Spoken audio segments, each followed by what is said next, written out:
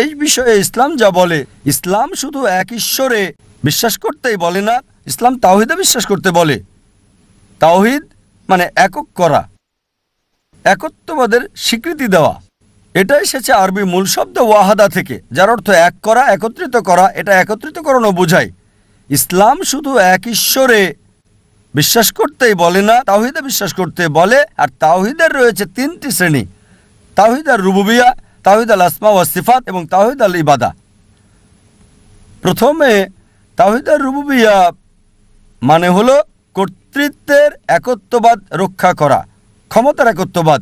তাওহীদ আর রুবুবিয়া এসেছে আরবি শব্দ রব থেকে, যার অর্থ প্রভু, রক্ষাকারী, পালনকারী। এর মানে আল্লাহ সুবহানাহু ওয়া তাআলা হলেন স্রষ্টা, পালনকারী, রক্ষাকারী, পৃথিবীর সব কিছুর রক্ষাকারী। সব কিছুই তার উপর নির্ভরশীল।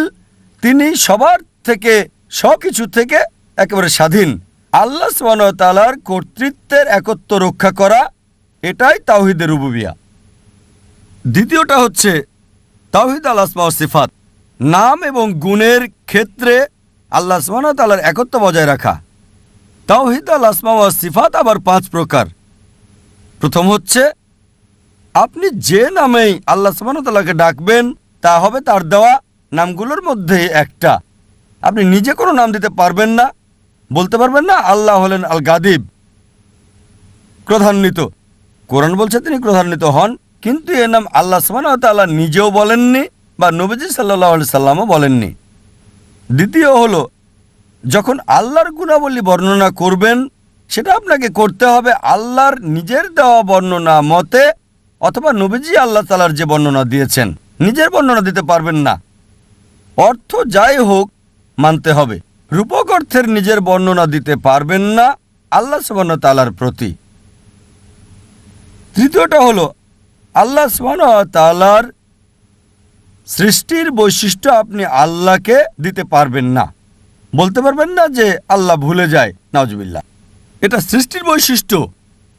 বলতে পারেন না আল্লাহ ভুল করে। কিছু ধর্মগ্রন্থ যদিও বলে ঈশ্বর ভুল করেন, নাউজুবিল্লাহ, এগুলো তার সৃষ্টির বৈশিষ্ট্য।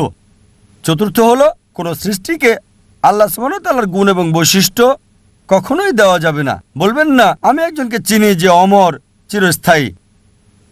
এগুলো হচ্ছে আল্লাহ সুবহানাহু ওয়া তাআলার বৈশিষ্ট্য। পঞ্চম হলো আল্লাহর নাম কোনো সৃষ্টিকে দিতে পারবেন না।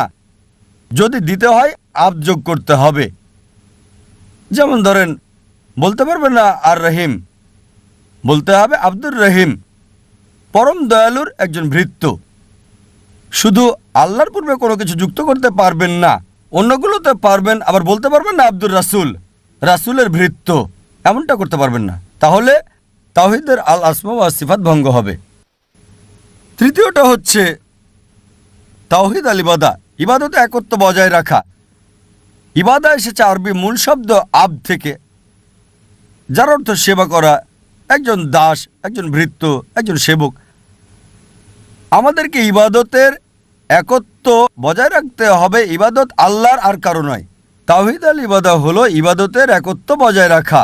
ইবাদত আল্লাহর, অন্য কারো নয়। যদি প্রথম দুটো অনুসরণ করেন, তাওহীদ আর রুবুবিয়া মানে আল্লাহ হলেন প্রভু, রব, রক্ষাকারী, স্রষ্টা, আর পাশাপাশি তাওহীদ আল আসমা ওয়াস সিফাত, তাকে সুন্দর সুন্দর নাম এবং গুণাবলী দিলেন, স্রষ্টা ইত্যাদি। কিন্তু যদি আল্লাহকে বাদ দিয়ে অন্য কারো ইবাদত করেন তাহলেও তাওহীদ নষ্ট হবে। কোরআনে এই কথা অনেকবার উল্লেখ আছে।